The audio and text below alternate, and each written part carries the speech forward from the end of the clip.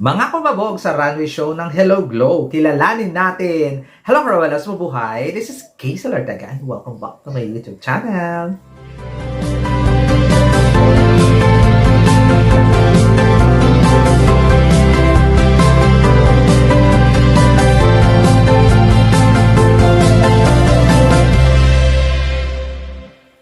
Hello! Kamusta po kayong lahat? Good morning, good afternoon, good evening, anumang oras kayo nanonood sa akin ngayon. Maraming pong salamat sa mga bago ko dyan subscriber, returning viewers. Thank you so much sa support. Sa mga hindi pa po dyan nakasubscribe, please subscribe my YouTube channel, Kaisel Ortega, Cruella and Pageantry, and click the notification bell below para updated kayo when it comes na maglabas ako ng aking mga video. Hey! Ngayon, pag-uusapan na natin yung mga nangyari sa runway show ng Hello Glow sa Miss Universe Philippines. Kung sino nga ba ang mga kumabog para sa aking mga mata. Pero congratulations muna sa mga nakapasok sa top 10. Si Miss Pasay City, Laguna, Muntinlupa, Taguig, Bohol, Siniloan, Laguna, Sultan Kudarat, Iligan, Quezon Province, and Baguio City. So ngayon, meron naman akong sariling top 15. Yung feeling ko ay kumabog na hindi nakapasok sa top 10, di ba? Pero natuwa ako doon sa stage kasi malaki, parang stable, parang hindi na magigiba. Hindi kagaya last year na para kasing magigiba. Ngayon, parang stable ng stage, maganda, maganda ang music. Hindi nga lang maganda yung live kasi walang close-up, wala silang pa-live na maganda ang camera angle. But still, wala naman tayong kailangan pag-usapan. Bonggang-bongga naman yung mga pa-eksena dito sa Hello Glow. At syempre, eto na nga. Ilalatag ko na ang aking top 15 kung sino nga ba ang kumabog sa mga babae dito sa Miss Universe Philippines Runway Show. Di ba? To be honest, nalulungkot ako doon sa ibang mga girls kasi ang hype na nga ng music, tapos yung lakad nila, ang lamya-lamya pa din. Tapos parang wala silang kagana-gana. Parang ayaw nilang maglakad. Yun yung nalulungkot ako sa part na yun. Nalulungkot din ako na walang second shot, camera angle, sinusundan lang naman. Walang palay mismo ang Miss Universe Philippines. Pero for sure, meron yan sila. Tapos siguro, na-record lang. Tapos, i-upload na lang. So, abangan na lang natin siguro yun. Mas maganda kasi kung na-edit na para maganda ang flow ng video ng bonggang-bongga. Hindi ko rin bet yung host kasi masyadong nagmamadali, lalong-lalo na doon sa pagdating pa lang ng contestant, tatanungin agad, ano yun? Hindi mo lang, hi, hello, kamusta ka naman? Anong masasabi mo? Kasi ang daming nagsusuporta sa'yo. Walang ganun, be. Tapos, pagdating ng contestant, ano sa palagay mo? Nakakaloka. Naging host ka pa, be. Charot lang. Charot lang. Wala man lang conversation na, hello, kamusta ka? Ang ganda mo for today. Mga ganun sana. Talaga, be. Diretso talagang lola nyo. Pero hindi naman natin masasisi. Balay mo, yun yung instruction, di ba? Tore, mga cleavage, clibangbang pa ako dito for today's video. So, eto na nga. Eto na yung ang aking top 15. May number 15 sa aking listahan. Actually, 16 lang yung napili ko. Nilaglag ko na yung isa. To be honest, 16 lang talaga yung napili ko. Nilaglag ko na sa number 16 si Binget kasi wala na eh. Muntikan kasi siya eh. Pero pasok sana siya kung hindi siya, ano ba tawag doon? Natapilok. Ay, hindi, natapilok ba yun? Or, medyo gumewang ng bonggang-bongga. Number 15, natapilok. Ay, hindi na. Gumewang din to kasi mahaba yung gown. Number 15, Tarlac. Beautiful. Kakaiba yung aura ng lola Tarlac ninyo. Ang haba niya rin tingnan. Kung aura talaga yung lola mo. Kaya nilagay ko siya sa aking number 15. Mas maganda sana yung eksena niya kung hindi siya nag-struggle doon sa gown niyang ang haba-haba. Ang haba kasi ng gown. Dapat mga ganyan, pinapractice siya. At saka nagsuot na lang sana ng mas matangkad na heels para hindi yung naaapakan yung gown. Pero sayang. But still, number 15 pa rin sa aking listahan, si Tarlac. May number 14 sa aking listahan, Malay Aklan.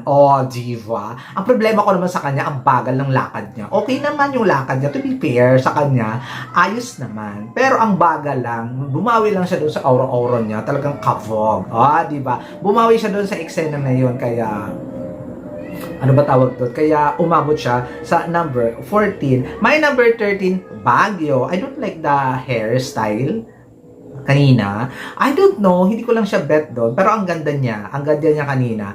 To be honest, sa ibang mga event, parang hindi siya nagsishine dahil na nalulukob yung beauty niya. But kanina, maganda siya. Tapos kabog din naman yung eksena niya. Kaya pasok na pasok sa banga at number 13. My number 12 sa aking listahan, o diba, pasok to sa number 12, Iligan City face card.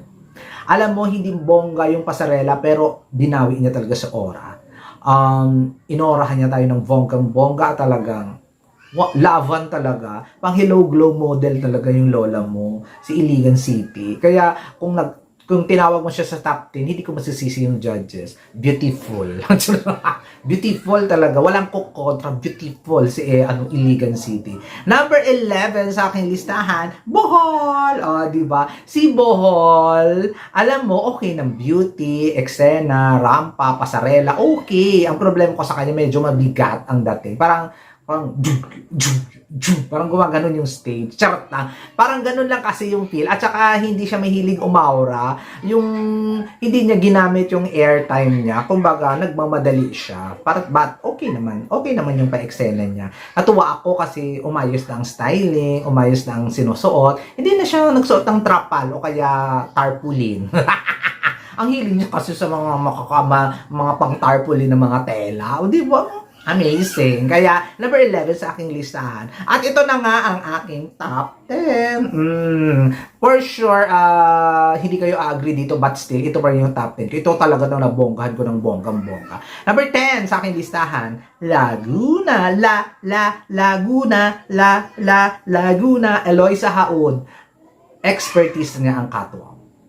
No doubt. Magaling. Nakulangan lang ako sa part na hindi talaga siya umaura sa gitna. Doon lang siya sa may basta kung konti lang yung niya, ang airtime niya doon sa pagstay. Dapat umaura pa, umikot, inubos ang airtime. Hindi yung nararamdaman ko, pero okay talaga ang eksena niya. Face card din yung lola mo, lumalaban ng beauty at ang tangkad, ang haba. Kaya number 10, Laguna. May number 9 sa aking listahan. I'm so sorry dito, but hindi siya nakapasok. Pero isa siyang Kabugera, Los Baños. Diba? Rendel Ann Caraig. Hi! I don't know ba't hindi siya nakapasok kasi face card, Lamonera, Exidadora, lahat ng pwede mong sabi sa kanya kaya niya. Pero I don't know, siguro hindi lang siya siguro bet ng judges. Yung beauty niya hindi bet ng Hello Glow Company. I think, no? Pero, Kabugera, I know. Kabog siya doon. Number 9 sa aking listahan, Los Baños, Laguna. Number 8, mag-a-agree kayo nito, Cabanatuan. Cabanatuan, aminin natin, ginawa niya ang lahat. Umimot, rumampa, pasabog, umeksena. Baka hindi lang siya type ng mga judges at ng Hello Glow. Ayun, pero I think dapat nandun siya Nandun siya sa top 10. Cabanatuan City. At may number 8. May number 7 sa aking listahan, Pasay. Oh my God! I'm so happy. Kasi, ang laging issue ko sa kanya yung kanyang pasarela at saka ang kanyang styling. Pero, Hello Glow, hello, ganda ve. We did it ang kailangan mag-makeup yung lola mo. Beautiful talaga siya. At, nag-effort. Siya ang most improved sa pasarela.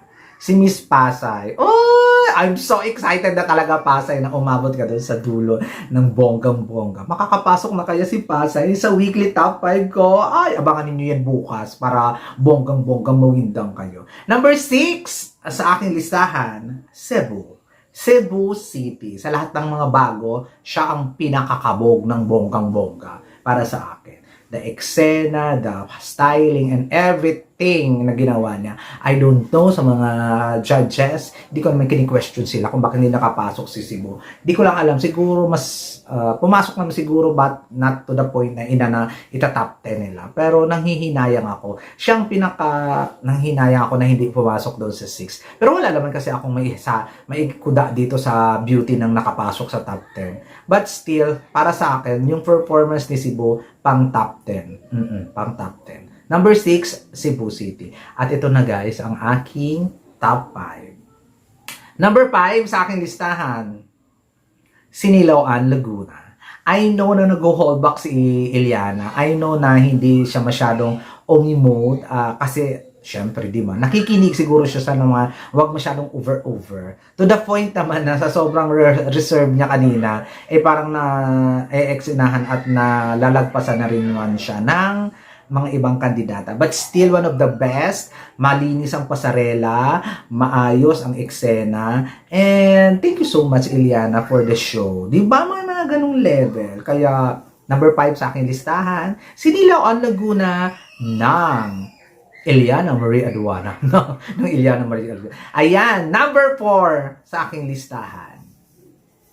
Winwin Marquez, Muntinlupa. To be honest, kabog talaga yung pasarela. Pero nandun tayo sa part na hindi talaga giving yung height niya, no? Pero alam ni Winwin umeksena kung at paano kumabog ng bonggang-bongga. Alam niya kung paano mag-stand out kahit na maliit siya. Alam niya kung paano mag-stand out pag mag-isa siya. Kaya niyang umeksena. Pero pag nasa lahat na mapapansin nyo guys, kung mga katabi niya na mga ibang mga girls, nalulukob siya. Lalong-lalo nakatabi niya si Miss Pasay. Talagang nakaipasa yung attention mo, hindi sa kanya. But I love the hair, kulot-kulutan, ang ganda. I love it! Muntinlupa. Consistent kaya na siya napapasok sa aking weekly top 5. Abangan ninyo yan bukas. Number 3 sa aking listahan. Quezon Province, Maria Atisa Manalo. Hi! Gusto ko nandun pa rin yung trademark. Gusto ko rin yung pa-sweet pa rin siya. Gusto ko yung everything na nangyayari ngayon kay Atisa. Yung hindi gigil na gigil. Yung hindi yung fierce na fierce. Gusto ko yung sweet lang, kalma lang, laban lang. Ganon. Kaya number 3 talaga sa aking listahan, Maria Atisa na Manalo ng Quezon Province. My number 2 sa aking listahan, Sultan Kudarat. Tinanggal niya talaga sa stage si Eliana bago pumasok. Alam niya, pag nandun si Eliana sa stage, hindi siya kakabog kasi nandun pa yung Eliana. So, kahit na pa-exit na si Eliana, susundan pa rin niya ng tingin ng tao. Pero, ang strategy talaga nag-work, wala ang Eliana, saka siya pumasok. Umeksena siya mula doon sa entrance nila hanggang sa basta, magaling lang talaga siya. Ang ganda. Sabi niya siguro sa sarili niya, ay, nandiyan pa si Eliana. Ayoko, gusto ko ako lang ang titingnan niyo pag lumabas ako. Ganon! Ganon. I love it. Chelsea Fernandez ng Sultan Kudarat at may number 2. At of course, number 1, wala nang tayong pag-usapan. Siya lang ang babaeng lutang na lutang. Siya lang naman yung babaeng parang walang inaapakan. Katrina Ligado ng Taguig. Sinong magdi-disagree dyan? Siya lang naman yung babaeng pag naglakad ay feeling mo hindi naka-heels. Parang wala lang. Bed mo lang sa kanya. Ganun lang siya. Ang galing. Ang galing. Kung baga dito sa runway, alam natin na siya yun. Effortless, beautiful lang, face card lang, ganda lang. Sa isang aura pa lang niya, talo na silang lahat. Ganon yung dating ng Katrina Ligado. Kaya nakakatakot to, no? Pag makasagot lang talaga to ng bongga sa final, sinisiguro ko sa inyo, lalamunin kayo ng buong-buo ng babaeng ito. Diba? Number 1 talaga siya. Sa runway show, sa aking opinion, Maria Katrina Ligado ang number 1 sa Hello Glow Runway Challenge. That would be all, and thank you. Comment down below kung sino yung mga kumabog sa inyo dyan, yung mga hindi ko nabanggit. Comment down below din kayo sa inyong violent reaction sa aking number 1 to 15. And comment down below din kayo ng inyong mga review and analysis dito sa Hello Glow, sa stage at saka sa show. At comment down below din kayo dyan sa inyong ano ba tawag dito? At comment down below lang din kayo dyan sa mga gusto ninyo na hopefully kumabog naman sa susunod pa nilang mga pa-event ng bonggang-bongga. Maraming salamat. This has been Giselle Ortega. Paalam!